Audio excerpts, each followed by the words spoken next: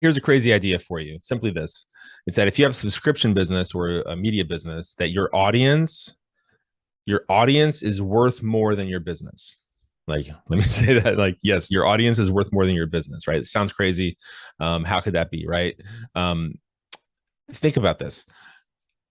For one, like, your audience spends money on a lot of things, right? Like, the total consumer spending of your customer base, and not just your customer base, but your readership base or viewership base, is way off the charts compared to how much money they actually spend with you, right? You only get like this tiny sliver of what they spend on. Um, Second, like, even within the activity they engage with you around, right? Like, if you sell trade or education products, like within the activity of trading, you only get a sliver of that revenue as well, right? Um, Whether it's from other services or other things like that. Um, and then, like, within investing in trading, we know that their capital investments and what they actually do, like the brokerages and other things, are capturing a lot more of that value, right? So your audience basically has the ability to fund, and not just the ability, it literally is funding multiple businesses in multiple different ways, both inside the industry that you're in and of course outside of it. But we're going to focus on inside the industry that we're in, right? So your audience attention in this, if you think about this, functions in a lot of ways like fractional banking, right? So if you think about fractional banking, a bank takes in $1 and then it loans out $10, right, and funds 10 different things with that same dollar that it has. And because of that, it has this great multiplying effect on the economy. And it's one of those great financial innovations that really transformed modern finance. Functionally, right? Like, your audience has this same potential, right? And it's actually a bigger potential than a bank, right? Because you're not looking at $1 that comes into you, is that audience that pays you $1. It's not just worth like $10 in additional services, it's worth 100 or more. And that might seem a little nuts, right? Like, take your revenue and multiply it by like 100 or more. I know somebody who did that with $2 million in revenue, and he didn't get 100 times, he got 50 times more, but he had a $2 million revenue business. And because he understood, like, the power of his fractionalized audience, like taking that audience and using it for something else, was able to add another $100 million in a year, completely separate, without additional acquisition costs from his existing audience. And that, like, is just, and even he would tell you this. I'm not going to say who it is because he wouldn't like that. Is He didn't even fully capture the value of that audience, right? Um, Even within the investing world, right? Like, so your audience itself, like, this is a big thing. Like, your audience itself is vastly more valuable than your business is. Now, obviously, it doesn't turn into value until you turn it into a business. And so the business is how you extract value from that audience, right? And so your monetization model and your business model defines kind of how you monetize them, and also how much is possible for you to monetize them, right?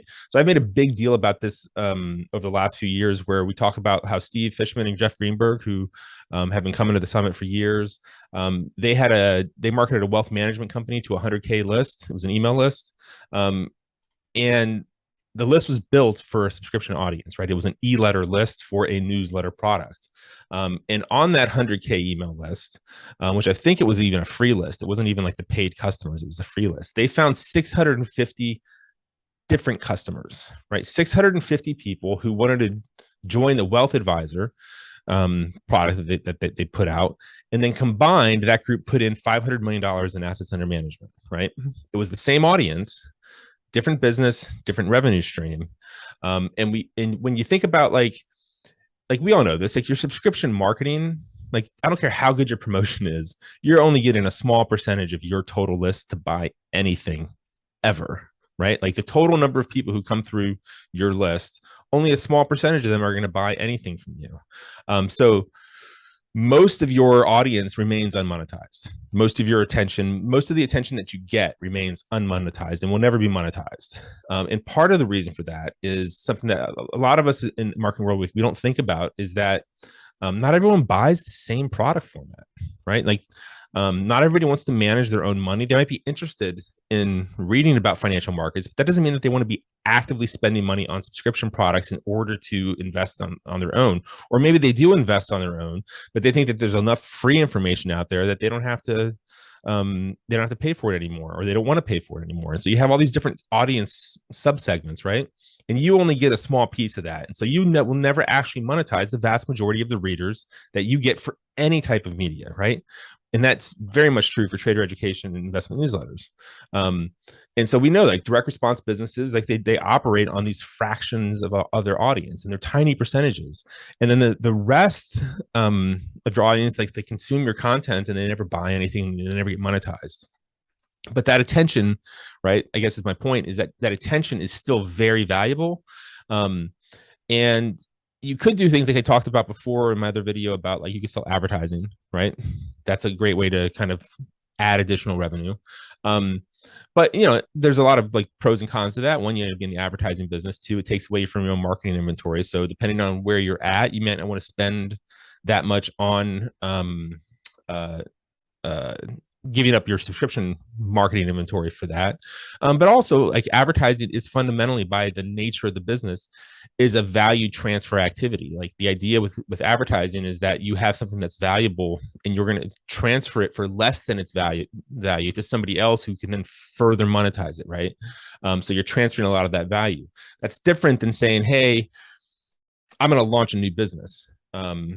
And you can do that with your audience, and of course you don't want to add staff, maybe, or you don't want to do. There's all these reasons why you don't want to add a new business unit or a new thing, but you could do partnerships or joint ventures, right? And I think it's really instructive, and I know I've repeated these numbers a lot, so you may have heard them and hopefully can repeat them back to me at this point. But that $500 million in AUM that those guys raised, right, like off of that subscription list, the average account size was $850K. The 1% management fee was about $8,500 a year, which works out to be about $5.5 million from 650 customers. And they had a 90% annual renewal rate, right? And so the cool thing about that, right? This is money that if they didn't do the wealth advisor business, never would have come out of that list. I don't even think those were customers from, they might've been customers, but of the subscription side too. But that money never would have come out, right? It would never have been spent. They would never have had access to that particular revenue. And then that money could then be used, right? Because it was a low staff, like to run a $500 million wealth management business does not take a huge staff. They were saying it was like 3 to 5 people at any given time.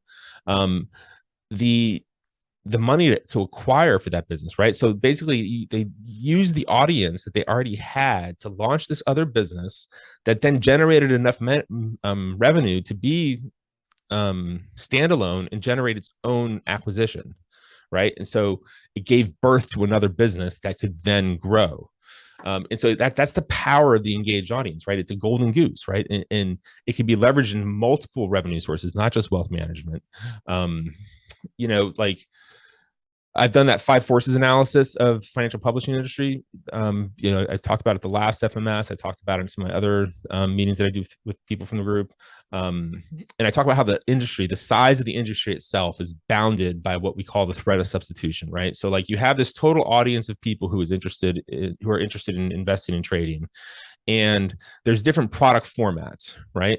So they could solve that problem of like, hey, I need to invest my money through a wealth advisor, through just directly investing in exchange funds, ETFs, all these other things. They don't have to buy a newsletter in order to find stock picks. They don't have to learn to trade by going to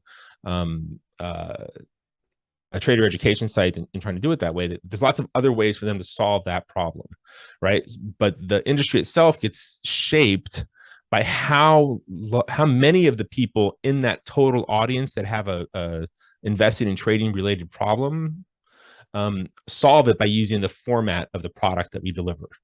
And so that was one of the reasons that the Motley Fool, I always think, did such a great job, is that they grew their business in the direction of that line of substitution, right? So they had a newsletter business, and then they added, I think, you know, they added a wealth advisory business that had $2.5 billion under management. They did an asset management business with another $1.5 billion under management. And so that you can use this audience to build additional businesses. And this is one of those things that, as we see this transformation in the financial world as a whole moving into a media first environment, which it is doing. Like once you're digital, media is the tip of the spear for everything. um, you're going to see that there's more and more opportunity for you as an entrepreneur and a marketer to monetize your audience in different ancillary ways besides simply selling courses and subscriptions and advertising. Now, during this kind of current period, like before you get into like, hey, I'm going to launch a bunch of new businesses, like of course you can go sell more advertising. I think the thing about it is that you can start to realize that the potential advertising market for your audience is larger than just the people in the industry, right? Like it's not just other trader educators and other folks, like obviously brokerages, right? People on the value chain of what the customer does, like will spend a lot of money if you can actually fill accounts, right? Like, but you can also go to places like asset managers and fund managers and start to sell branded content sponsorships, right? Like a branded content sponsorship is like that. That's a whole business that I think we could talk about. But for today's purposes, basically branded content is just you're going to go sell an ad spot that you build around the advertiser with content that is editorial type content, designed to kind of like lead your customers and use your relationship to more directly lead to the product. And so it's a really valuable type of sponsorship. And so if you have a big enough audience, like you can charge a lot more for that. I think Vice at one point, someone told me like they had like 800 million in revenue, and the vast majority of it was through branded sponsorship things that they did, where they would even create shows and stuff. So you can go create e-letters for people out of your audience, and they pay for the e-letter. So there's a lot of opportunities there. And then of course you can go partner with folks like Jeff and Steve. They're happy to work with people and launch their own wealth advisory groups. You can do it yourself. You know, you're obviously going to be doing affiliate deals and things like that to monetize your audience. But I think thinking about this, like that you have a fractional audience, you have the fractional potential of your audience to build additional businesses, also opens up the types of joint venture deals that you could do and partnership deals that you could do in the industry, outside the industry, going to fintech groups who need audience that you have and trying to find ways to work with them. I think that there's an enormous amount of just new opportunity that is available once you start thinking about this. And so that is kind of the point of you know, what I'm trying to do here with Content and Capital is start to first to shape the conversation about where we can start looking for additional business opportunities and growth, and then to just start to bring you not just the strategies and the things that are working, but to bring you into conversation with the people who you could do partnerships with. Because look, you know, you put a lot of blood, sweat, tears, and cash into building your audience, and your current business model only monetizes it to a certain degree, and we know you're not even fully monetizing those parts of the audience that are paying you, right? There's a lot more money there, and so if this idea is interesting to you and you want to kind of keep exploring this with me, just make sure you're subscribed to Content and Capital. Like I said, I'm moving all these conversations into this channel because it's a much bigger conversation than simply talking about like, how do we grow the newsletter business, which is a great conversation to have and is very important. But there's a lot of other things to talk about here. And the first kind of this is one of those foundational concepts I think that I want everyone to understand, is that this fractionalized nature of your audience is really the reason why your business is one model for monetizing the attention that you have, and you're not even sure how much more monetization is available from the attention that you're getting. And that's part of this exploration that we're going to have here in Content and Capital. All right, so make sure you're subscribed. All right, take care.